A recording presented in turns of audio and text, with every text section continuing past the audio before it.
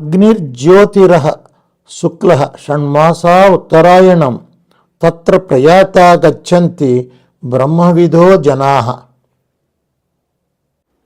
అమృత కుంభంబు నొడుపున నదిని పట్టి గరుడదేవుడు తెచ్చడి కలమందు అమృత బిందువులులికిన ఎట్టి చోట్ల కుంభమేళంబులాధ్యాత్మకోటులాయే.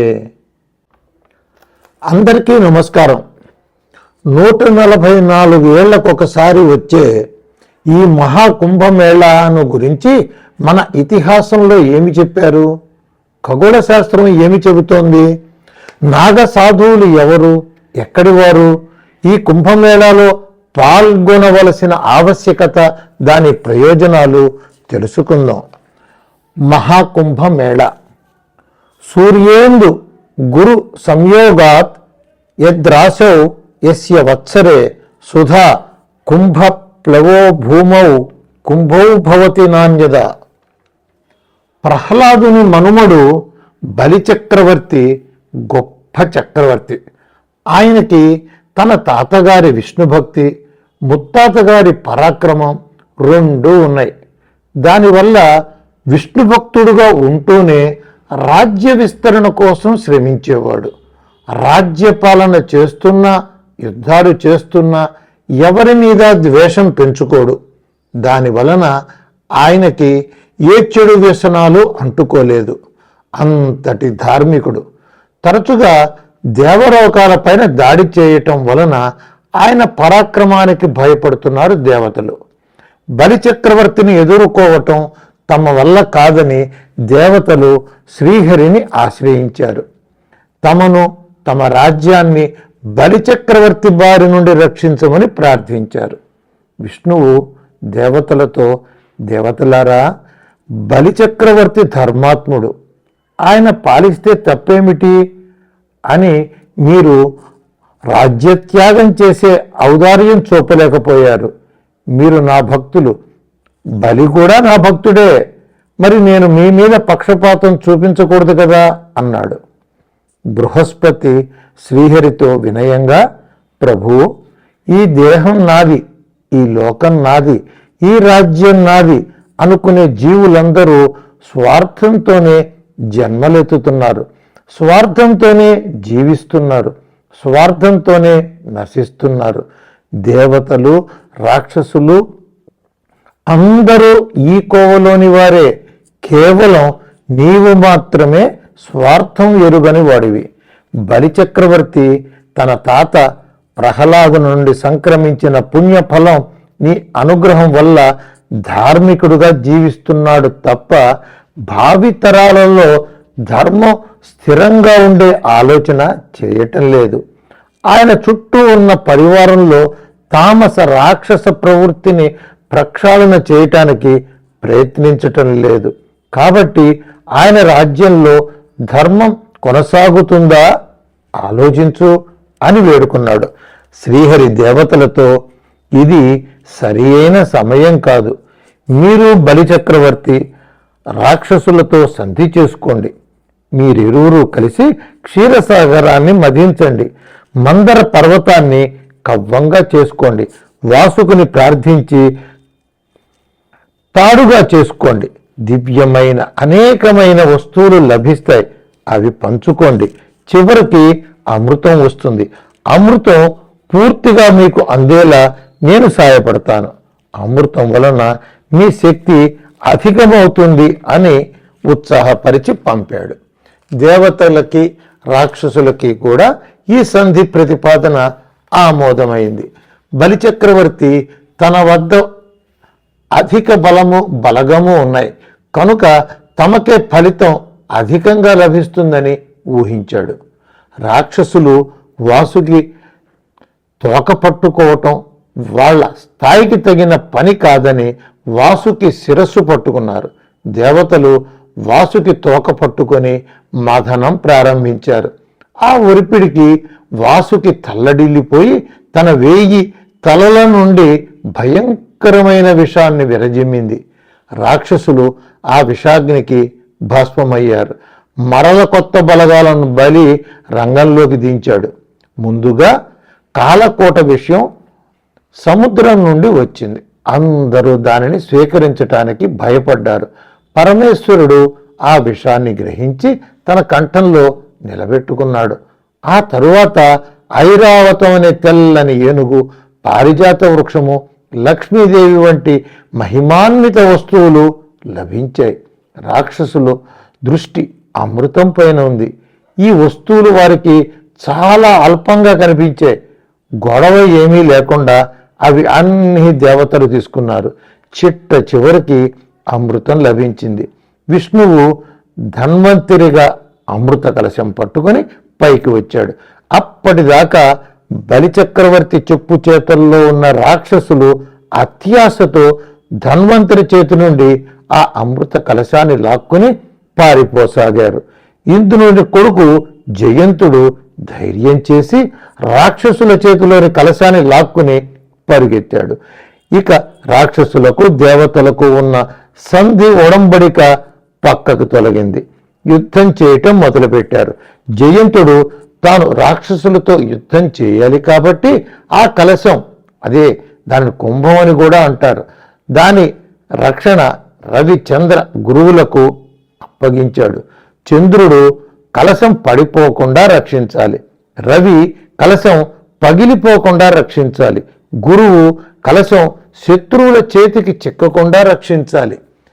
దేవదానవుల యుద్ధం 12 దైవ దినాలు నడిచింది. అంటే మానవుల కాలం 12 సంవత్సరాలన్నమాట. జయంతుడు 4 సార్లు భూమి మీదకు దిగవలసి వచ్చి ఆ కుంభాన్ని 4 చోట్ల పెట్టాడు. ఆ సమయంలో ఆ ప్రదేశాలలో ఆ వేగానికి కుదుపుకి అమృత బిందువులు ఆ కుంభం నుండి పడ్డాయి. ఆ ప్రదేశాలు: 1 హరద్వారం, దాన్నే హరిద్వారం, హర్ద్వారం అని కూడా అంటారు. 2 ప్రయాగ, 3 ఉజ్జయిని, 4 నాసిక్. ఆ కలశ స్థాపన సమయాలలో రవి చంద్ర గురువులు ఏ రాశులలో ఉన్నారో ఆ స్థానాలకు మళ్ళీ వారు వచ్చినప్పుడు మహా కుంభమేళా పర్వం అగుతుంది.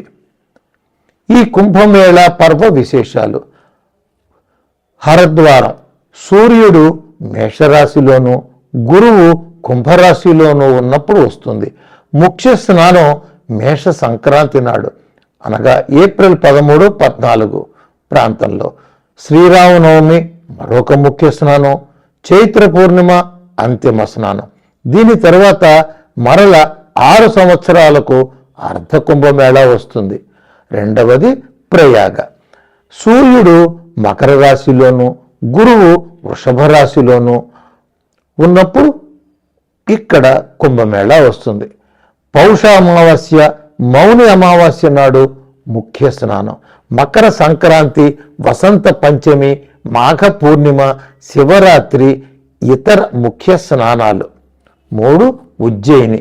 రవి మేషరాశిలోను గురువు సింహరాశిలోనూ ఉన్నప్పుడు వస్తుంది. వైశాఖ పూర్ణిమ ముఖ్య స్నానం. మరో ముఖ్య స్నానం అక్షయ తృతీయ. మరో ముఖ్య స్నానం వైశాఖ అమావాస్య.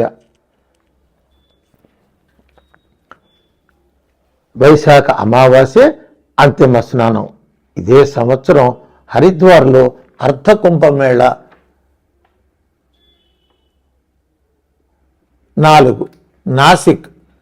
రవి సింహరాశిలోను గురువు సింహరాశిలోను ప్రవేశించినప్పుడు కుంభమేళా జరుగుతుంది. సింహ సంక్రాంతి, శ్రీకృష్ణ జన్మాష్టమి రోజుల్లో ముఖ్య స్నానం. భాద్రపద అమావాస్య చివరి స్నానం. ఉజ్జయిని, నాసిక్లలో ఒకే ఏడాది కుంభమేళా జరుగుతుంది. రెండింటి మధ్య 7 నెలల వ్యవధి మాత్రమే ఉంటుంది. మహాకుంభమేళా ప్రతి 144 ఏళ్లకొకసారి వస్తుంది. ఇప్పుడు వచ్చింది మహాకుంభమేళా.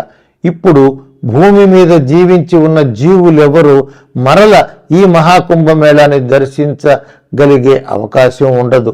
ఈ విధంగా భారతదేశంలో ప్రయాగ, హరిద్వారు, ఉజ్జయిని, నాసిక్ 4 క్షేత్రాలలోనూ అమృత కుంభమును నిలిపి ఉంచటం, అక్కడే అమృత బిందువులు చింది పడటంతో ఆ ప్రదేశాలు పుణ్యక్షేత్రాలుగా, పుణ్యతీర్థాలుగా దర్శనీయమవుతున్నాయి. దేవలోకం నుండి ముక్కోటి దేవతలు, పాతాళలోకం నుండి నాగదేవతలు భూమిపైకి వచ్చి ప్రయాగరాజులోని త్రివేణి సంగమంలో పుణ్య స్నానాలు ఆచరిస్తారు. వారితో కలిసి మనం కూడా స్నానం చేసే భాగ్యం మనకు దక్కబోతోంది. కొన్ని కోట్ల మంది నాగ సాధువులు వచ్చి త్రివేణి సంగమంలో స్నానం చేసి ఆ తరువాత ఎవ్వరికీ కనపడరు. ఎక్కడి నుండి వచ్చారో, ఎక్కడికి వెడుతున్నారో అని అందరికీ సందేహం. నాగ సాధువులు అంటే వేరే ఎవరో కాదు, సాక్షాత్తు పాతాళలోకంలో నివసించే నాగదేవతలేనని అక్కడి వృద్ధుల కథనం. నాగదేవతల పెద్ద వాసుకి క్షీరసాగర మథనంలో కవ్వానికి తాడుగా అమరి చేసిన గొప్ప త్యాగం వల్ల అమృతం లభించిందని, ఆ కుంభస్థానాలలో, ఆ గ్రహయోగం కలిసిన వేళల్లో, ఆ పర్వదినాల్లో వారు వచ్చి పవిత్ర గంగానది స్నానం ఆచరించి వెడతారు. ఇక్కడ మనమందరం గుర్తుకు తెచ్చుకోవలసిన ఒక విషయం ఉన్నది.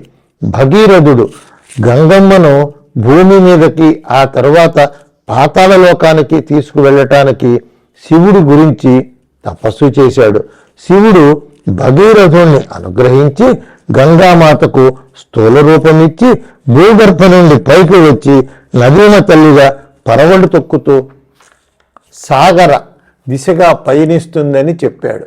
అంతేకాదు ఆమెకు సూక్ష్మ రూపం కూడా ఇస్తున్నాను, ప్రయాగలోని యమునా సరస్వతి నది సంగమానికి చేర్చు, త్రివేణి సంగమం అవుతుంది.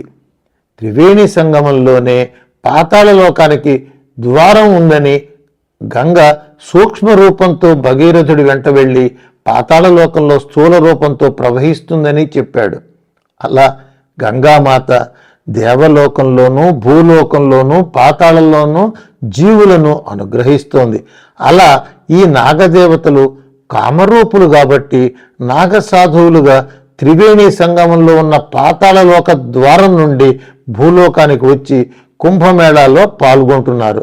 అంతేకాదు దేవేంద్రుడు హిమాలయాలకు, హరిద్వార్కు మధ్య ఉన్న అరణ్య ప్రాంతమును నాగదేవత తక్షకుడు ఆయన పరివారం నివసించటానికి కానుకగా ఇచ్చాడు.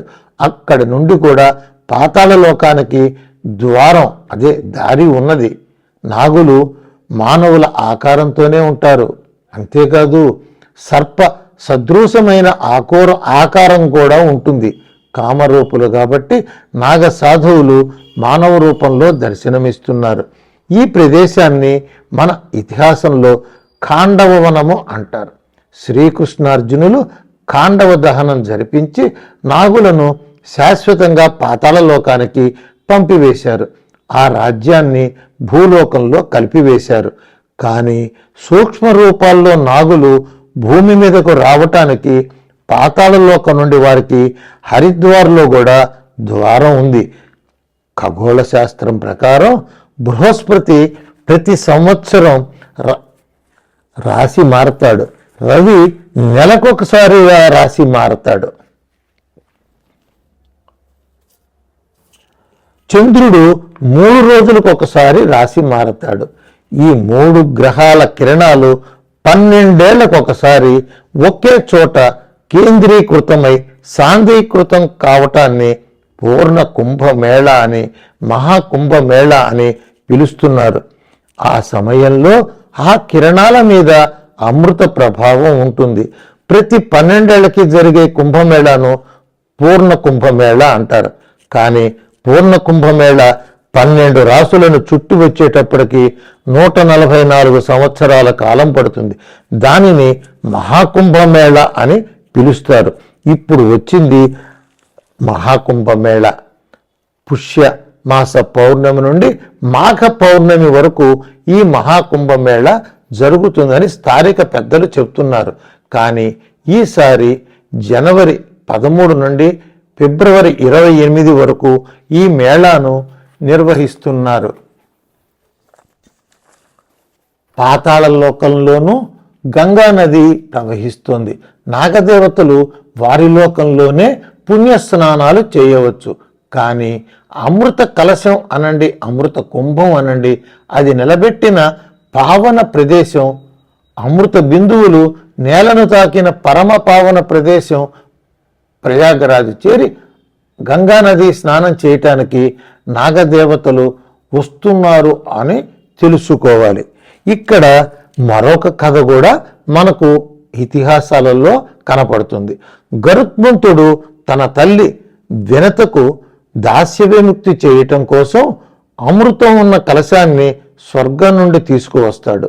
మధ్యలో విష్ణువుని దర్శించటం, తన తండ్రి కశ్యపుణ్ణి కలవటం, ఇంద్రునితో మైత్రి, చివరికి ఆకుపచ్చని దెబ్బలపైన అమృత కలశాన్ని పెట్టి నాగులకి అప్పగించటం జరిగింది. దానికి సూర్య, చంద్ర, అగ్ని, వాయువులను సాక్షులుగా పెట్టుకున్నాడు. ఆ సమయాల్లో ఆ 4 చోట్ల భూమి మీద అమృత చుక్కలు పడటం జరిగిందని ఆ సమయాలలోనే కుంభమేళా జరుపుకుంటారు. నాగులు తమ కోసం తెచ్చిన అమృత కలశం పెట్టబడిన 4 పవిత్ర ప్రదేశాలలో జరిగే కుంభమేళల్లో పాల్గొనటం తమ భాగ్యంగా భావించి వస్తున్నారు అని భావించండి. రవి, చంద్ర, గురు గ్రహ దోషాలున్నవారు ఈ కుంభమేళా సమయంలో గంగా స్నానం ఆచరించితే ఆ గ్రహ దోషాలు పూర్తిగా తొలగిపోతాయి. పితృదేవతలకు తిలతర్పణాలు విడిచిపెట్టాలి.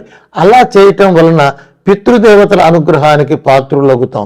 ఆ సమయంలో నువ్వులు దానం చేయాలి. నువ్వులతో చేసిన చిమ్మిలి భుజించాలి. దానివల్ల ఉత్తమ ఫలితాన్ని పొందవచ్చు. అమృత కిరణ ప్రభావం చేత ఆయుర్దాయం పెరుగుతుంది.